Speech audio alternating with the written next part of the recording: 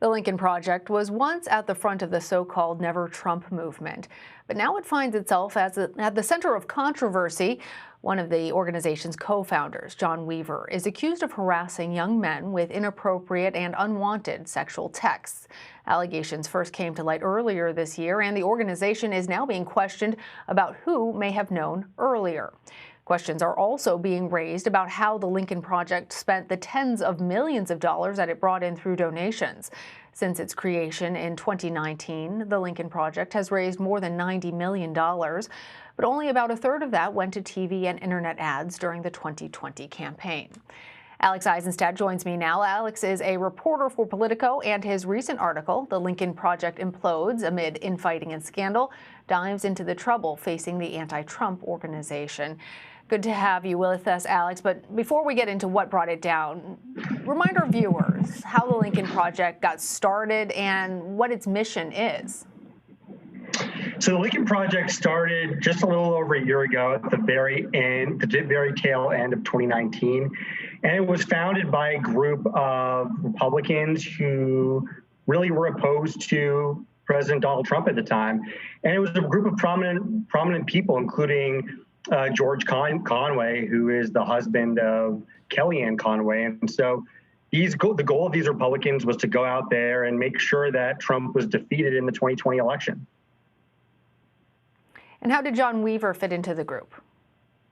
So John Weaver is a prominent Republican strategist, has been around for a really long time, worked for John McCain for a while, worked for John Kasich in the 2016 Republican primary, was an outspoken Trump critic.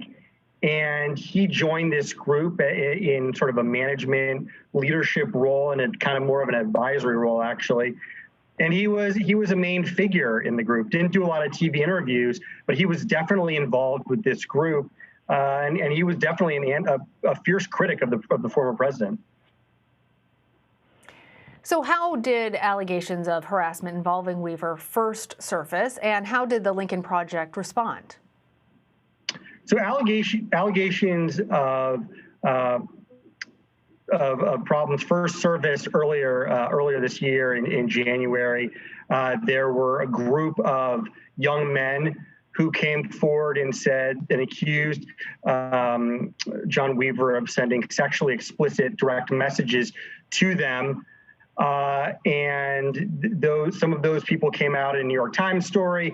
Others of them wrote first-person accounts. The Lincoln Project immediately severed ties with Weaver. He stepped away from the group. And what the Lincoln Project said is that their leaders said that they were unaware of Weaver's problems, of any complaints about Weaver until late last year, very early this year. And that sort of flies in the face of what other people are saying, which is that they brought complaints about Weaver to Lincoln Project management as early as spring or summer of last year. And so that's where a lot of the controversy surrounding the group right now is centered on. And what has been the organization's response to those claims that people actually were aware at the highest levels of the organization about these allegations?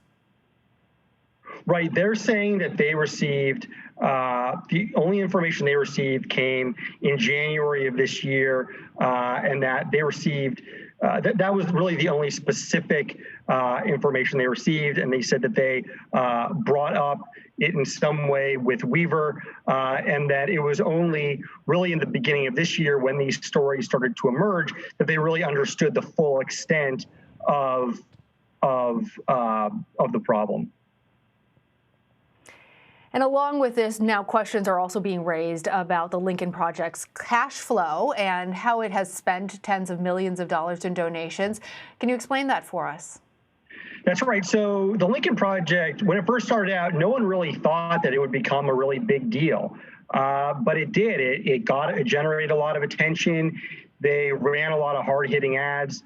And as a result of that, they raised a lot of money, much of it in the form of small dollar contributions from Democrats, from disaffected Republicans, people who just didn't like the president. Trump didn't want him to win re-election. And so they raised, in the end, about $90 million, which is a lot of money. But now, as people are starting to dig through their financial reports, what they're finding is that a relatively small amount was actually spent on the group's TV ads going after the president, and that, in fact, a large portion of the money that was raised went towards consulting firms that were run by the group's leaders, and that is really raising questions about whether this group, whether its leaders, were simply pocketing the money that was being raised and enriching themselves off donor money.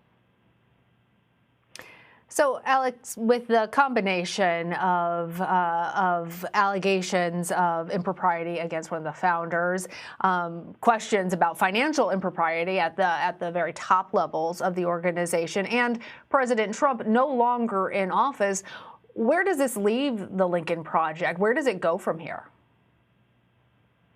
So, when Steve Schmidt, who was one of the leaders of the group, announced his resignation last Friday, he basically said he was sickened by the allegations surrounding John Weaver. His departure from the group has basically led a lot of people to believe that this group is simply just not going to be a factor anymore. They had talked about becoming a media empire after Donald Trump's defeat, but really it's rudderless at this point. They're mired in scandal. There are all kinds of investigations. Reporters are doing all kinds of investigations into what the leaders knew and when about John Weaver. And it's really hard to see at this point how the group gets up off the ground. And there's a lot of people still wondering, look, what is the next shoe that's going to drop here? Are there going to be more allegations of financial improprieties? Are there going to be more allegations against John Weaver that surface? No one really knows, and everyone's waiting at this point. All right. Alex Eisenstadt, thank you. Thank you.